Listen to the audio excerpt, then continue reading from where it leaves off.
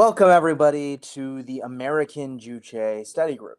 My name is Noah Shank, and I'm the founder of the American Juche Study Group. I'm a Korean American and anti-imperialist activist. I'm also the editor of this new text, Juche for American Workers, Volume 1. Volume 2 will be coming out soonish, which compiles the writings of Kim Il-sung and Kim Jong-Il, and will be the text that is used for our weekly study session.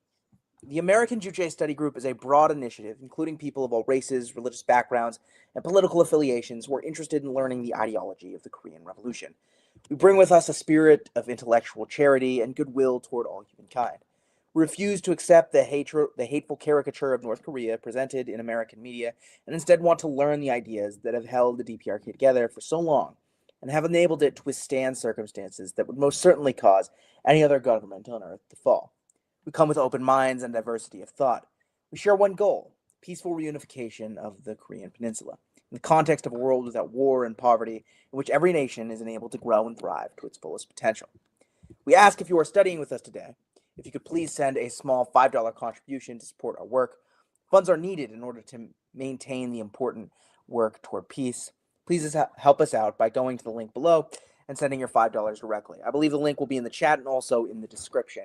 So again, it would just be really helpful for us to be able to continue to not only do these sessions, but all of the work that we do to support anti-imperialism around the world and on the Korean Peninsula, which includes, we do a lot. So I'm not going to go into it right now because we have a lot to cover. And we did not, last week, we did not get all the way through the chapter we were discussing. So this will be part 2 of last week's session, which was an essay by Kim Il-sung by the name of On the Development of a Non-Aligned Movement. So we got about halfway through it last time. Last time was a lot of talk about nuclear non-proliferation. There was a lot of talk about the Star Wars program, a lot of interesting insights from Conrad John McCarthy. And today will be, Tyler, it's good to see you.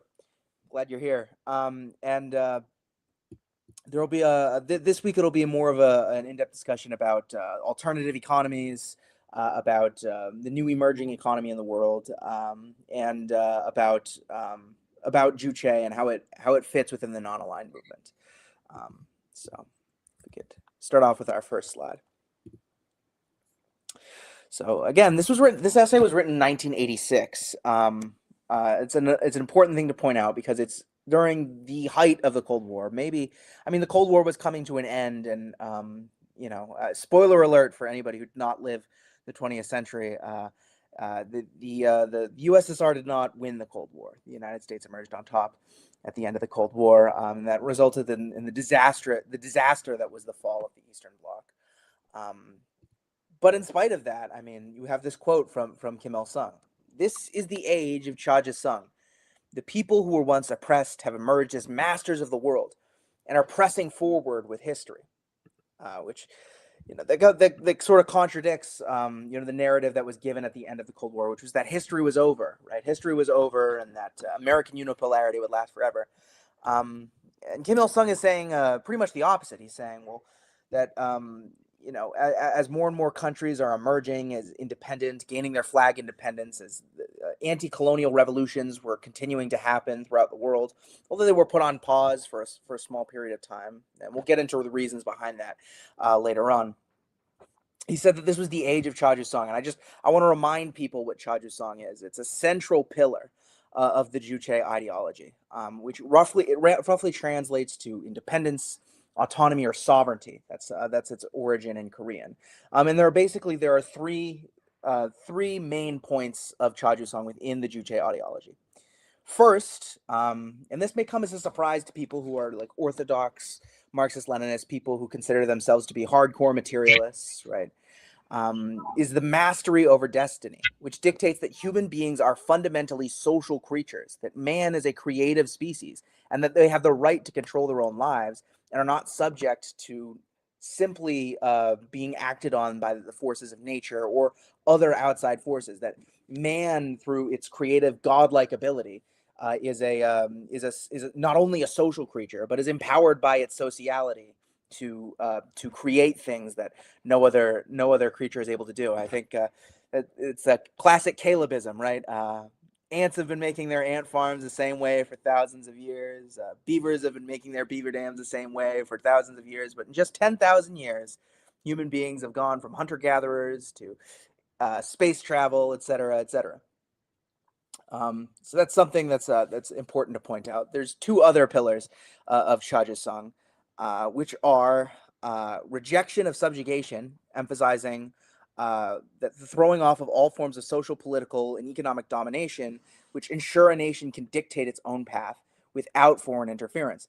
Again, this is breaking with Marxist orthodoxy, right? Because you'll notice he's not talking about a lack of class struggle, or the fading away of class struggle, or the liberation of the proletariat. No, it's that the nation will rise up and overthrow the economic colonial domination previously enforced on them by colonial powers, right?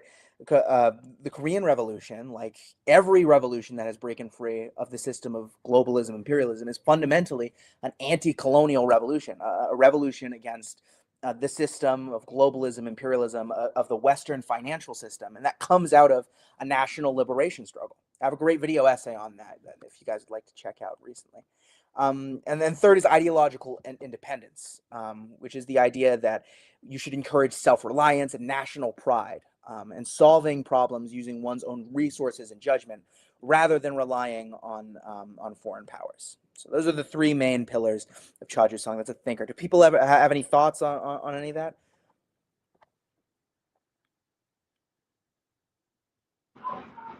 Does I would this just say, I said in the chat, you said you could argue that the Soviet Union lost the Cold War. I would say, in a certain sense, China won the Cold War. I mean, maybe not the battle, but the war. I mean, yeah, you could argue that there is a new Cold War. You could argue that the Cold War never ended, right, and that China was able to adapt, right. But as far as the organization of the world between a strictly but of a bipolar world of two great powers vying for each other, I mean, you could argue that China is not really involved, is not really interested in having an ideological battle with the U.S. for the dominance of one system. They've said repeatedly, I mean, that they gave up having parties that were aligned with them in the U.S. I mean, that's not to say that they don't have influence here and there, but China is not interested in winning a Cold War at all with the United States. And in fact, a lot of the gains in anti-imperialism have come through mutual development and trade. I mean, you could argue that that's sort of a Cold War, but to the extent that there is a Cold War, it's really a Cold War that the United States wants to exist. They want to make up a boogeyman that China is not. China's not a threat to the U.S. I mean, there isn't. They don't have any interest in forcing their system on us. Caleb, go ahead. Sorry. I'm forced to think of the movie Austin Powers, where he's been frozen in like the 1970s, and they unfreeze him, and they say the Cold War is over, and he says, "Oh, I guess those capitalist pigs will finally pay for their crimes, eh, comrades?" I thought that was right, appropriate, but there you go. Right, and then actually, Austin, we won the Cold War. Oh, right. Yay, capitalism. Oh, Ed, did you have something to say? It cut like you were. Well, I guess imperialism has a really bad name because it has the connotation or the implication that the imperialist country, that when you dominate other nations, you're doing it for your own benefit. You're like exploiting them. So I was wondering if Juche was, a kind of national self-reliance as a defensive response to imperialism. I mean, in some ways, I guess you could say it was a defensive response to imperialism. And in other ways, I mean, you could argue it was the fact that North Korea didn't really have an interest in taking sides in the Sino-Soviet split. North Korea and Cuba both, took a neutral position on the Sino-Soviet split. That's part of why North Korea was part of the non-aligned movement. They weren't interested in siding with the Chinese or with the Americans or with the Soviets for that matter. that yeah, they had a socialist ideology, but that socialist ideology was about building up Korea and making Korea a better country, and not necessarily getting involved in ideological disputes between different powers. On that, I wanted to mention many people have argued that the reason that they pushed the Juche ideology so hard in the 70s and 80s in North Korea, and they had what they called the Cultural Revolution in North Korea, very different from China's Cultural Revolution, was because there were factions within the Korean Workers' Party, unofficial factions that were pro-Moscow and pro-Beijing. And so by emphasizing we have our own ideology that is distinct and separate from both, that was a way to avoid the divisions that might come in from that. The other thing that is interesting is, the event that kind of caused was like the precursor to the Sino-Soviet split was Khrushchev's secret speech. And in one of Kim Il-sung's memoirs, he talks about how after, Khrushchev's secret speech, there was a group of Korean communists who were in the Soviet Union. And they said to Khrushchev, that Kim Il-sung is just like Stalin. He's just like Stalin. So when we go back to North Korea, we're going to overthrow him. And Khrushchev said, oh, okay, good luck with that. And then when they got off the plane back in North Korea, they were immediately arrested for plotting a coup against Kim Il-sung. So it didn't work out too well for them. But there were times where North Korea took the side of China in the 70s and 80s when China was kind of, blatantly on the other side. But then there were other times where where North Korea took the side of the Soviet Union. And they made a point of not taking either side. And they did kind of go back and forth. I know at one point in the 70s, there were big anti-North Korea rallies at the border. Mao's wife organized rallies calling Kim Il-sung a fat revisionist pig was the term that was used. So at one point, China was very anti-North Korea. But at other times, they got along very, very well. They kind of went back and forth. And there are statements from Kim Il-sung criticizing Khrushchev and Soviet revisionism. But there were times where they were calling out China for aligning with the United States too blatantly. So. Yeah, and also, if you look at like modern anti-revisionism, a lot of modern anti-revisionists are nuts, but a lot of them will argue that North Korea is a revisionist state because of statements that have been made repudiating materialism, or there are statements that the Kim family have made implying that they would be open to foreign investment, statements that they've made about. Yeah, like statements that they've made implying that they would make peace with the imperialists, stuff like that, and that's unforgivable. Although, it's a give and take, of course, it's a give and take. So, but of course, there are also anti-revisionists who argue like that North Korea is like the last great bastion of anti-revisionism. That's like Jyoti's argument, right? That North Korea is and the CPGPML. They think that they're like the last bastion of anti-revisionism. Well, one thing I've seen is there are things in American media that are completely false. For example, they will claim that in North Korea, the works of Karl Marx are illegal or something, and that's just not true. And I've seen that there is a big effort, and this happens with every communist government to some degree or other. But with North Korea in particular, not real socialism, basically. Ideology, right? They have a way of like trying to convince American communists not to support them. And like, I've seen that printed in American press. Oh, it's illegal to read Karl Marx in North Korea because they're Juche, they're not Marxists, things like that. And those are just false statements, Yeah, we published an article on our website about similar efforts they've done with about Russia and stuff like that, trying to convince people it's illegal to study Lenin in Russia, which is blatantly ridiculous. And yeah, another thing is if you take any college class in America about political science, specifically about like geopolitics or about international relations, right? When you're studying different systems, right? The example that they give of how a name could be misleading is they always say, oh, well, the Democratic People's Republic of Korea is neither democratic nor a republic. So see, you can lie. And so that proves that all the communist countries aren't really communist, right? And not real socialism, basically, that argument. Yeah, like it's your favorite. It's your libertarians make the same argument about capitalism, which is very funny. But yeah, it's not real socialism argument is very popular in college classes now. But about democracy, So. You had something unanimous? No, it was just that. Like, no, it was just that. Like, but there also wasn't. Jinx, sorry. I was saying there's also been elements of people trying to claim the North Koreans are like racist. I think there was one white supremacist who was arrested for like trying to be an agent in North Korea or something. I don't know. That was a weird story. I think this was around the time you were starting to get active in Marxism, Caleb. I don't know if you remember any of this. Well, I could comment on that a little bit, actually. There's been a ton of effort, actually, to convince people that North Korea is a racist country. And we're going to get into what a lot of this section is actually going to be disproving that.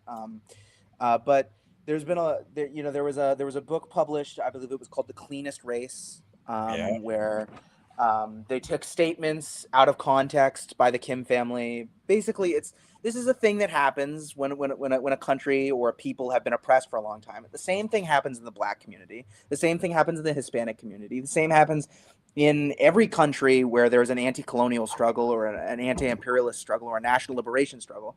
It's that when you are oppressed by an imperialist power, right, and made to feel that you are subhuman for hundreds and hundreds of years, that there's going to be a pushback to that, and a pushback to that is going to be talking about aspects of your culture, aspects of your people that are good. And something that the Koreans are very proud of is that they're a very cleanly people. They're people who are very interested in hygiene, right? I believe we made a comment about how Koreans, they don't tend to get acne, right? Stuff like that. It's like there are things and there are statements that the Kim family have made basically saying like, we're proud to be Korean. Like, it's a good thing to be Korean. It's the second oldest civilization on the planet. It's 4,500 years old. It's the only country in the world to have never started a war of aggression. And, the imperialists, they'll take statements like that and just be like, see, the Kim family are racist. Another thing is that because there's been such an effort to convince people that that North Korea is like a fascist dictatorship or is a monarchy, there are a lot of people on the far right who are like, yeah, but that's good. There's a lot of that too. And also Korea is, it's ethnically homogenous. And because it's had so little interaction with the rest of the world, it's remained, relatively homogenous. But Christopher Hitchens too, he made this ridiculous statement during the early 2000s. He was like, oh, I was just so disgusted when I heard Kim Il-sung. He said that he was upset that Koreans on the southern peninsula, they were having black children. It's just so racist. He clearly just hates black people. And it's like, well, no, actually, the comments that he's making are in regard to American soldiers who are occupying the southern half of the Korean peninsula. And it is a very common grievance in South Korea because they don't like the occupying soldiers who will sexually harass women, commit acts of sexual assault and indecency. And, will often, he's lamenting the oppression of the people of the South. And that was taken as like a racist statement because, he mentioned that there were African American who were involved in that. It's just. Yeah, they were trying to make it sound like he opposes race mixing or something, which is not what he said. It's interesting because my maternal grandmother is Japanese. My maternal grandfather was in the U.S. Air Force. So my mom's half Japanese and half white. And I think there have also been grievances in Japan. I think it was a huge scandal that a Japanese woman was raped by an American soldier in Okinawa. And you'll hear stories like this popping up all the time, like stuff going on there. I don't know if anything like this came out of Iraq or Afghanistan. Wouldn't surprise me if the Department of Defense covered it up. But yeah, like this has been widely documented, I think. Well, yeah, it's very common for an occupying force to do that. You hear stories about Japanese comfort women, etc. And yeah, it happens all the time. And the people of Korea being upset about that is not proof that they're racist. And we'll get into this. Kim Il-sung adopted a Palestinian child. The North Koreans sent to be Korean soldiers to be bodyguards for in Zimbabwe for Robert Mugabe. They built a beautiful monument in Senegal, which we'll show later. To the Black liberation struggle. I mean, they were some of the. Somebody needs to mute. I can hear myself. That was okay. Anyway, but yeah, I mean, in terms of opposition to apartheid, in terms of opposition to Zionism, in terms of opposition to racism all around the world, I mean, they were huge supporters of the Black Panther Party. I mean, North Korea is like at the top of the list. I mean, in fact, I mean, I think that's a great transition to our next slide, actually, which talks just about this. So here is Kim Il-sung with, that is Yasser Arafat, I believe. The head of the PLO, and he says, under the active aegis of imperialists, the South African racists and Israeli Zionists overtly pursue the racist expansionist policy of aggression in all-out opposition to the cause of national liberation. And this is something that is very popular to do now, but was not very popular at the time. I mean, this is the 1980s. I mean, it was, criticism of Israel at all at this point was considered to be anti-Semitic. And while it was true that it was the late 80s, so in liberal circles, it was sort of popular to, in a sort of liberal, we are going to sing kumbaya sort of way, support the anti-apartheid struggle. It was very much in a, but like, we don't like that Robert Mugabe, who actually like gave land back to the, who did land redistributions and made sure that the people of Zimbabwe had an equitable distribution of farmland and resources to be able, to achieve Black liberation. And Kim Il-sung lays it out like right here, Zionism and apartheid are the same system. It's an imperialist aberration that is being forced on the people of a region where like people are being brought in to oppress the local population and drive them under and keep them in poverty. And he made it very clear that, any independence in any part of the world will be as a result of, yes, fighting for your own national liberation struggle, but also opposing Israeli Zionism and South African apartheid, which is still active today. There's still a lot of inequality in apartheid South Africa, and a lot of people are in South Africa, in spite of the fact that the apartheid system has largely been gotten rid of. And a big part of the reason why that is because, and this is covered up a lot in American media, is that the Soviet Union wasn't there anymore. The ANC may have wanted to do a land redistribution like was done in Zimbabwe, but they were afraid of American sanctions, and at this point, by the time that they were able to finally win, the American imperialists had complete control over the global, economy, and could have absolutely shut them down completely. So there are more quotes throughout this, but I mean, this is super relevant today, I think, with everything going on in the Middle East. And it's increasingly common feeling in America to feel that our government has been captured by Zionists. And I'll also add that Donald Trump is no stranger to making statements sympathizing, sort of appealing to white supremacist resentments of white South Africans who are making up that somehow mild land reforms that are being pushed by parties like the EFF are a white genocide. It's the same thing. The Israelis, they cry wolf in the same way.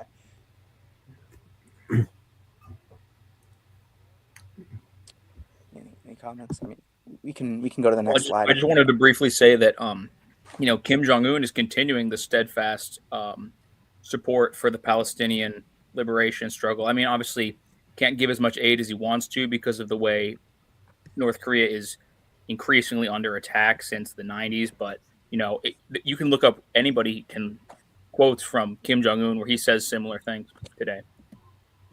I just wanted to say that maybe it was today, but I think it was yesterday, was Africa Day, which is the anniversary of the founding of the Organization of African Unity. And both Putin wrote a statement that was read to the conference, And I think Lavrov actually physically addressed it. I'm not sure if he was there or if he addressed it via a link. But they both made incredible statements about the history of the fight against colonialism and the fight for more representation in international institutions, including the United Nations Security Council, of the global South as a whole and of Africa in particular.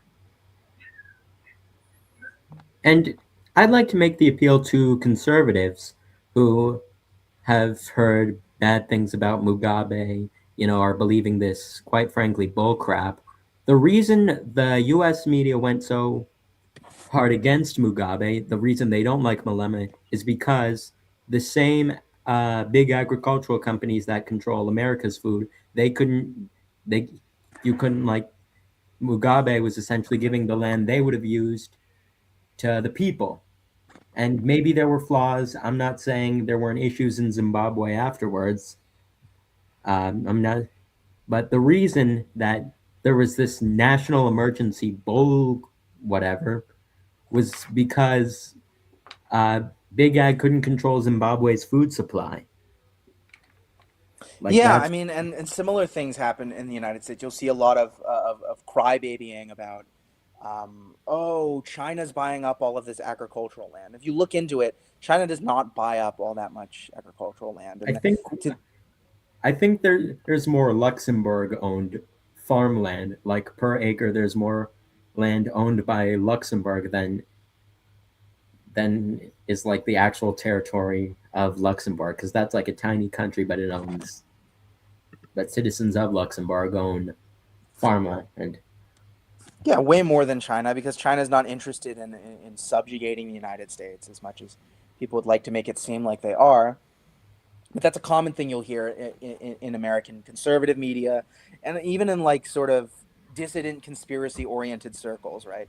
They'll say, "Oh well, all of these low-level farmers, right? Their farms are going under, and the WEF is passing all of these unreasonable restrictions on what they can and cannot do, and then China is going to buy up all the agricultural land."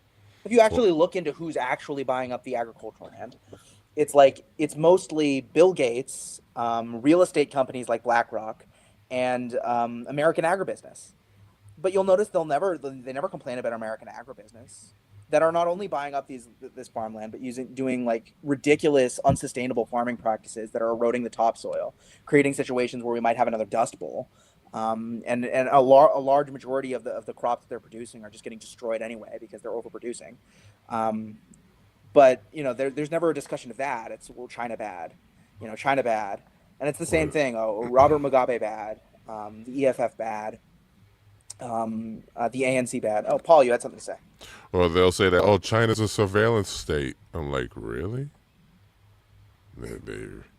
Yeah, I said it once before that the only way, like this was during all the TikTok hubbub, that if China wanted to collect all our data, all they'd have to do was piggyback off Google. Yeah. I won't rest until the Silicon Valley fascists are the only people who are collecting my data. The only people I want with my data are the people who are hanging out with Jeffrey Epstein. I'm really concerned that people 5,000 miles away who have no control over my life whatsoever and no authority over me whatsoever might look at what I look at on TikTok. I mean, that's my main concern right now. Google, I mean... Same thing. General Michael Flynn, who's actually close to Tulsi, and he's kind of good on some things. He wrote an article on his Substack today, trying to prove why China is our number one enemy. And he went through 10 points. I'll confess, I didn't make it all the way through his article. But one of the first two that he said was fentanyl. That China is the main exporter of fentanyl precursors to Mexico, and that therefore they're responsible for 300,000 American deaths. And I Googled it. He has never once called for prosecution of the Sackler family. And, the Sackler, like at least about 80% of the people who get strung out on fentanyl they start off on these legal prescription opioids first. And, it's been proven the Sackler family knew that that would be the result. And, we won't prosecute the Sackler family, but we're blaming China for exporting dual use chemicals, which are legal, right? They have a ton of legal uses. And, they're not trying to addict anybody, but the Sackler family is on record as trying to addict people, and they're blaming China for what we're doing to ourselves. Isn't that kind of like what we did with Afghanistan with the poppies to try to make drugs all over China and Russia and Iran? But we're not saying anything about that, are we? Yeah, well, the thing is with the fentanyl, China's not actually sending fentanyl to the United States. There are chemicals that are used in fentanyl, and a lot of those chemicals that have many other uses are made in China. But largely the fentanyl in America is cooked up in America. People acquire the chemicals from different places and cook it up themselves within the United States. And it's quite dangerous. It's kind of like having a meth lab. It can blow up. But yeah, China's not making fentanyl and sending it to America. They are just not doing that. So that's what I thought, because I feel like everything the West claims in our media, it's always projection about what they actually do. Like the British brought opium to China and advanced the century of humiliation for them. But then they just say that exporting any kind of opiates or opium at all for like medical applications or pharmaceutical applications, that's all of a sudden that's what they do. The hypocrisy is unimaginable. I'm sorry, I don't want to get into a tangent, but very quickly, the opioid issue is a lot greater than this because the CIA is involved. If you look at drugs that are laced with fentanyl, it's drugs such as street oxycodones and street heroin. It's not, and these are drugs that are predominantly taken by the disabled, okay? You don't see fentanyl laced cocaine or fentanyl laced ecstasy because these are recreational drugs of the middle class and the rich. They're not drugs of the poor disabled. And you know what? The whole demonization of the Sackler family is to deny painkillers to poor people and working class people. So that the argument is a lot greater because let me tell you something. Right now, if you get hit by a car, you have major surgery, you will die of pain. Okay, several of my neighbors died because they were not able to get painkillers. A child just died 3 days screaming in horrific pain from having an epidectomy because of Tylenol only hospitals. So, I mean, they want people who are in pain to choose euthanasia. So, I mean, the argument is a little greater here. They want people to buy opiates on the street so they can kill them with fentanyl in it. I mean, the CIA. So it's a lot a bigger. I also heard about anxiety medications being laced with fentanyl, like the Xanny bar is full of fentanyl. That's an interesting point because look, out of my generation, I think people are bringing up how in the mid 2010s a lot of people were using Xanax. There are a bunch of factors for this. People bring up the music, but there's also less stigma around seeking psychiatric care in the 2010s. So more people had them in the house or from a family member. But now, if you get a Xanax on the street, it's probably got fentanyl in it. That's an interesting point too. Like people don't talk about that. I don't want to get into a big argument about it, but I know people personally who got addicted to prescription opioids and then because of injuries, and then when it got cut off, they got addicted to fentanyl and their lives went down. They lost their I don't know children. if it's an addiction. I'm not sure if it's an addiction. I mean, if I'm in pain, then I have to do what I have to do. I think we're going on a little bit of a tangent, yeah, and I don't yeah, really want to get into a big yeah, argument. let's get off of this topic, use of please. opioids. So, The main point is it's not China's fault. There we go. So if Africa is not free, Asia and Latin America cannot be free. If the struggle for independent sovereignty and for building a new society in Asia is successful, the conditions for the liberation struggle in Africa and Latin America will be favorable. And that's a point, and we have the beautiful monument in Senegal to the Black liberation struggle. I mean, you look at that. I mean, and I think of the monument that we have to the Black liberation struggle in Boston. It's just the most ugly. I mean, people have compared it to a penis. People have compared it to a piece of shit. They call it the embrace, and it's supposed to look like it's supposed to be Martin Luther King's like arms hugging somebody, but it does not look like that. And you compare that, and it just kind of makes you feel uncomfortable and weird to look at. And then you compare that to like this beautiful, uplifting monument that the North Koreans have constructed in Senegal. I mean, just like it's stunning. And it really speaks to the better parts of humanity, right? And this is a working family who are portrayed in the most positive light possible. And it's making a very beautiful point here from Kim Il-sung, and that is the interconnectedness, of this struggle. I mean, there's a tendency of a lot of anti-imperialists, especially in the West, to fixate on their pet country. I think that becoming an anti-imperialist in the West because it's something that you sort of have to be sort of non-conforming or maybe a little deeper thinking. It attracts the kind of person who's going to fixate on one particular thing.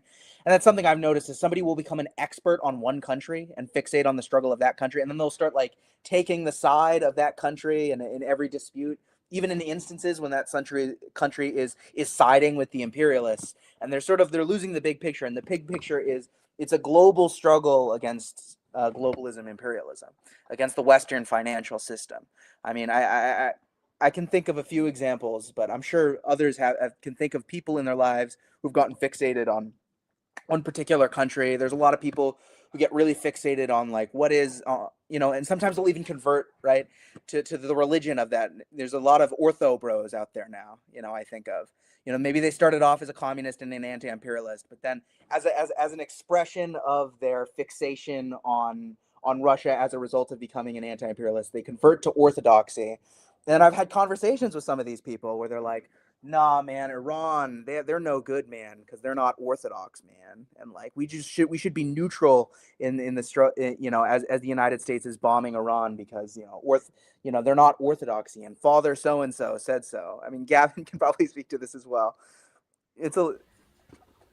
Yeah, and at the same time, I mean, I know somebody who converted to Islam honestly out of a lot of good motivations and sympathies for Muslim countries that were getting attacked by imperialism, but then he decided, in his words, that he was going to support Muslims in every conflict. And I said to him, well, just because I'm Christian doesn't mean I would always support the side that called itself Christian. You have to analyze the situation, but sometimes people get fixated.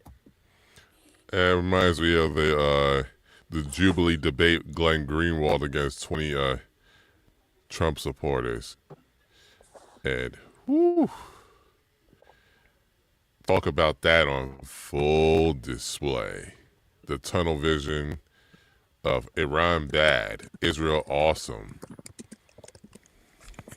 And what happened in that? Because I used to watch some of those Jubilee debates, but I didn't see that one. So basically, Glenn, he put out, like, obviously he had a set of claims of, obviously, I think, is going to war against Iran good for America, bombing Iran good for America, and he stood on that claim. It's like, no, it's not. Obviously, you had a bunch of, I don't want to say like this, but they were brainwashed conservatives that twisted themselves in knots to defend the position. Or, yeah, that was one of them. But I'm honestly shocked that I'm sorry to interrupt you, Paul. I'm shocked that they would have Glenn Greenwald on, because I know Jubilee as like the stupid dating platform where they like do dumb dating shows, and they'll have a political thing, and it's just like, here's a conservative commentator or a liberal. Like it's amazing to me that they would have Glenn Greenwald on. I'm fascinated by this. Continue.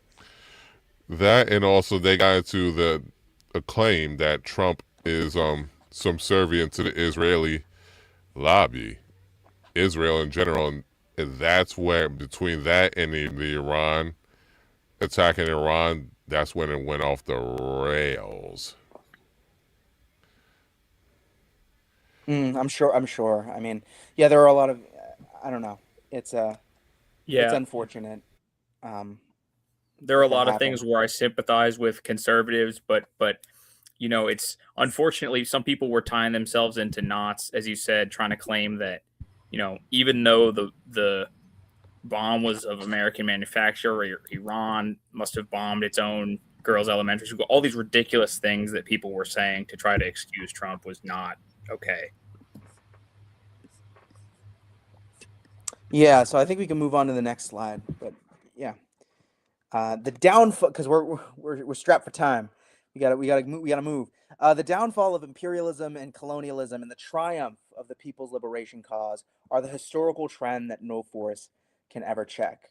Again, it's just such. I love the optimism that like drips from stuff that comes out of the DPRK, because this is a country that has gone through so much. I mean, a third of the population was just murdered in a genocidal bombing campaign. Then, I mean, in the 90s, just genocidal, sanctions and imposed starvation. I mean, to the point where, like, in the popular imagination of the American people, I mean, like, everybody in North Korea is just like starving all the time because of a man-made famine caused by, in large part, by Western sanctions.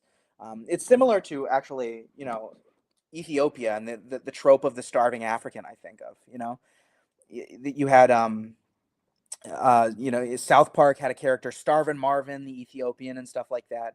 And if you look into the details, well, actually, a lot of the fundraisers that we had allegedly to go to food for those people that were starving in that famine actually went to weapons for terrorists that were trying to overthrow the government, and that it was in large part a famine that was created by the terrorists that the United States was funding in order to overthrow the Derg, which was a Soviet-aligned government. That's just a tangent, but I think we can go into the next slide because he's going to talk a little bit about how this happens. So, only when they are economically independent can the developing countries free their people from backwardness and poverty, starvation, and disease, the consequences of imperial and colonial rule, and consolidate the political independence which they have already won. That's something he's talking.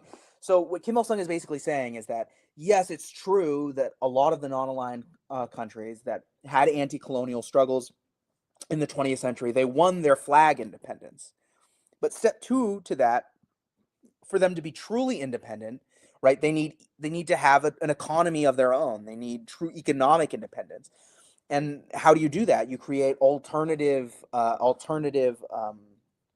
institutions through which money can be lent and development programs that can be done so that we're not completely reliant on Western financial institutions, which he'll talk about later. I mean, he was basically calling for the creation of some sort of BRICS in 1986 as a result of all of the things that the Korean people had to go through. So I guess we can move on to the next slide. I mean, the non-aligned and developing countries have vast territories rich in raw materials and have acquired valuable experience and expertise in the course of creating a new life. And this is something I think Michael Parenti has talked about a lot.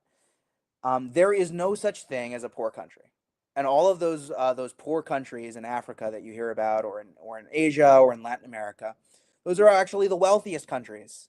They're rich in human resources, and that we know that human labor power is the origin of all wealth. And this is something you'll hear all the time in American media. Oh, well, the reason why those countries are so poor is that those poor people, they breed too much, right? They have too many kids, and then they can't feed them. It's this Malthusian argument. Actually, the opposite is true. The opposite is true, because we know, as Marxists, we know through the labor theory of value, etc., human labor power is the origin of all wealth. And so those countries having all of these people and all of these resources, they should be wealthy. And why are they not wealthy? It's because there's a system in place, the system of globalism, imperialism, that is keeping them poor. And I think too about communities in the United States. I mean, I think of areas like Appalachia, West Virginia. So much mineral wealth there, so much coal, so many natural resources. It's one of the poorest places you'll ever go to in America. I think there are folks here from the Midwest and from all over the country that I think could comment about, the resources and abundance that could exist in their communities that is just not being made use of. I think maybe Penny or, others.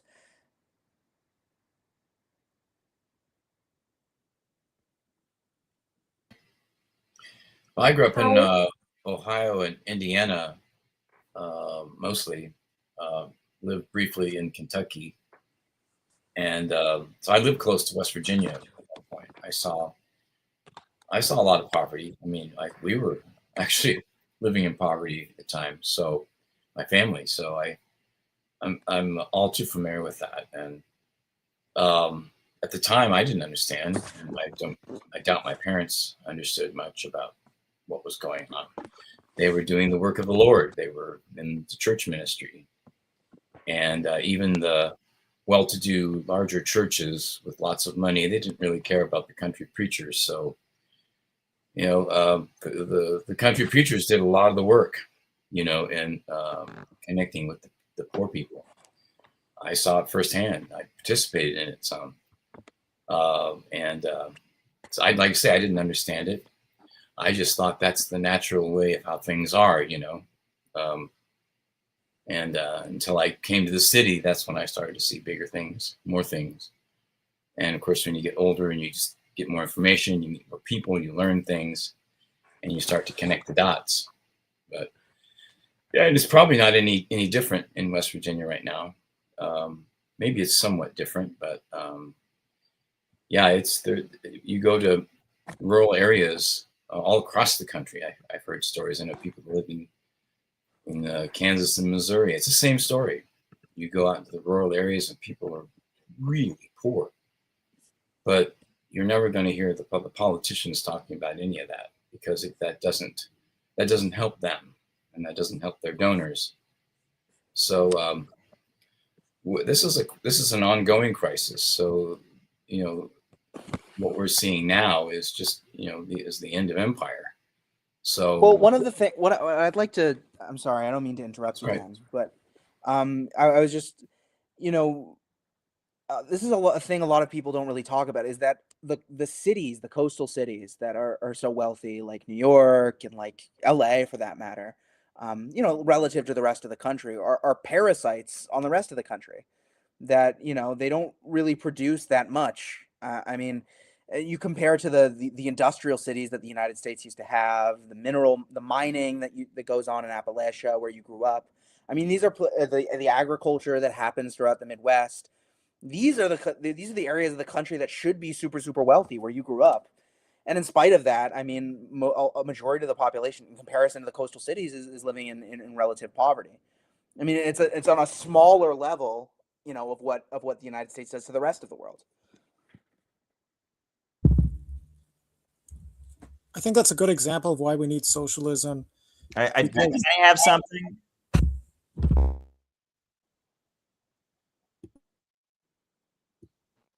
I agree that you can see that all around America. And it just brings me back to the Union of Sahel states, how they've been able to unite with each other against the imperialist globalist system that's trying to overthrow them. And they've been able to invest their gold and uranium and oil into their own development. But it's also not without a fight because the imperialists are still funding the terrorism to try to destabilize them. So it's sobering to think what they have to go through, and it makes you wonder what the fight looks like on our side because we want to do it peacefully, but the imperialist globalists want to do it with war. So that's where I'm at. yeah, and the education. I mean, like they were doing an exchange today, the LA group people, and trying to figure out when we're going to have our next book club meeting. And some people know that I've co-founded a group called Natural Health First during the pandemic, and many of us that were, whether it be leftist or centrist or whatever, we start making friends with people that are more politically conservative, because A lot of people didn't want to take the vaccine, and many of them were conservative. So you started making a lot more friends that were conservative. Well, now there's becoming more and more a split, because there is obviously a conservative political agenda, and their next meeting, used to be children's health defense, but now they're What Matters LA. The theme is the silent war for America, how Marxist political warfare is reshaping our nation and what we must do to stop it, which is probably, right-wing propaganda, that's going to be discussed in a Zionist Christian church. And that's just the reality of the situation. So Ian from our group did a talk at a local coffee shop in Santa Monica to talk to some of the people there that are used to associating with some of the conservatives in that group that many of us all have been. Maybe this is something you might not want to attend, this is what we're dealing with in this country now. We really have to educate people about what's going on. I had a conversation with someone that I hadn't seen in a long time in Hollywood that just blatantly ignorant about Ukraine. Wouldn't even hear like Russia attacked. I said, well, you know what the Maidan coup was? No, there was no Maidan coup. Oh my God, and the people are brainwashed, and we have a lot of work ahead of us. What are we going to do? We have to educate ourselves. And if you'd like to, on that note, if you'd like to support the great work that we do to promote anti-imperialism in the United States, we'd ask. There's going to be a link in the chat. I can see it. It's been put in the chat a few times. It'll also be in the description below. Just please, we ask that you follow the link and just donate $5. It would really, really help us to be able to continue to do stuff like this. So I think we can go on to our next slide. One of the important tasks confronting the non-aligned and developing countries today is to do away with the old international economic order and to establish a new fair one based on the principles of independence, equality, and mutual development. Win-win cooperation, one might say. The point that Ed made yesterday. We like win-win cooperation. And then the next slide sort of piggybacks off of that, but you have Kim. An international system of finance and currency must be a fair one, capable of facilitating economic cooperation on a worldwide scale, and of revitalizing the world economy by eliminating the privileges and arbitrariness of the developed capitalist countries, and by guaranteeing the stability of monetary circulation and the financial conditions for international trade. I just want to thank Arlene Chambers. They said that they donated in the chat. Thank you so much for doing that. We really appreciate it. In the background that we have sort of a dollar disappearing. I mean, they're sort of talking about what's now going on today. I mean, he was talking about this in 1986. At this time, the United States was able to dominate the global financial system through the SWIFT banking system, through all sorts of various ways, through sanctions and others. At this time, if the United States didn't want to do business with you, you were fucked. There was Commie-Con for most of the 20th century. By the end of the 20th century, with the collapse of the Soviet Union, that was no longer around. And if the United States wanted to, they could impose unilateral sanctions, and nobody would do business with you, and you were fucked. Pardon my French. And that happened even on a smaller scale. I mean, to smaller competitors who weren't even necessarily anti-imperialist countries. I think of the tiger markets, the Asian tiger countries. I think of Lee Kuan Yew's Singapore, and of South Korea and Japan, for that matter, who were competitors to the United States to some degree or other, that they had been allowed to grow and have to some degree or other state-run economies that handed out the goods. But I mean, George Soros and others were able to do a rug pull essentially on all of the money that was going into there, and destroy what was going on, destroy their economies. And that's something that Kim Il-sung was very opposed to. He recognized that, if there's going to be if these countries are going to truly have independence, right, they have to have a system of trade where they're not beneath another country, right? I think about it's like you know, borrowing money or doing, you know, trying to be business partners with somebody who also gives you your paycheck. You know what I mean? It's like you have a boss, right, who's responsible for your financial well-being, and say you go into business with them in a separate business. It's like, well, you're never really going to be mutual business partners, because your other form of income he can just take away from you at any moment. He could fire you. And it's similar. It's like, why is it that I feel like talk therapy is not really effective for, you know, people who are still living at home? Well, it's like, well, because a lot of the problems that you have, you know, are rooted in your upbringing, are rooted in your family environment, and you know, what are you going to do about that if you're still living under the thumb of the cause of all of your problems? It's a similar thing. These you know, these countries had their anti-colonial revolutions, right? But they were still in many respects under the thumb of their imperialist masters. And so, of course, you know, when the United States gets up and they issue a big condemnation against an anti-imperialist country that they forced into a conflict, it's like, oh, well, all of these African countries or all of these countries in Asia or in Latin America, well, they also agreed with the United States. So clearly that proves that, you know, that country that they've unilaterally decided is bad is bad. It's like, well, if you look into the details, it's like, well, of course they are doing that, because they know that if they step up and do the right thing, that they're going to be demonized in the American media. American companies are not going to want to do business with them, and that they're going to go under. So, yeah, I'm part of Defu Gang. Yeah. So should we show the video when Noah and Gabby did outreach about Kim Il Sung at Riverside Church before we end? Sure, I think that could be a nice way to end. I don't want to just read the last slide and then, because okay, nice, sure. Yeah, the government of the DKRK in the future too remains loyal to the principle and idea of a non-aligned movement, and will make every effort to strengthen and develop this movement. And I think that we've done a good job at CPI of honoring that memory with the outreach we've done at Riverside Church. I think we can end on showing that. It'll leave us with some hope and some optimism as we leave.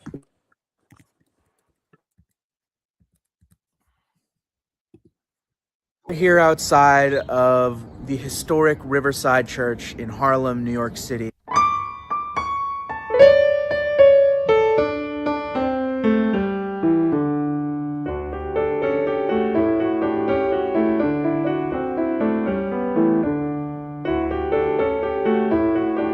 Historic church involved with the civil rights movement and, you know, many other struggles.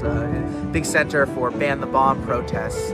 It's where Martin Luther King famously gave his speech condemning the Vietnam War and talking about how, you know, we needed some sort of democratic socialism. Went on a Sunday to pass out these, and the people were friendly. This last part, hope that one day we could all merge together.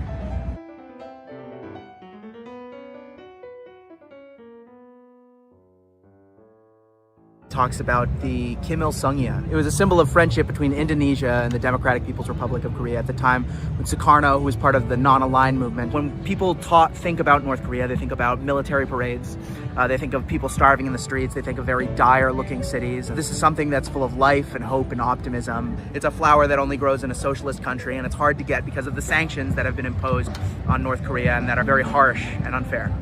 They were like saying, oh, is there a garden or is there a flower shop that they sell this? And I'm like, well, you have to find out. And like, I told them about that Kim Il Sung flower, and the back part I kept reading.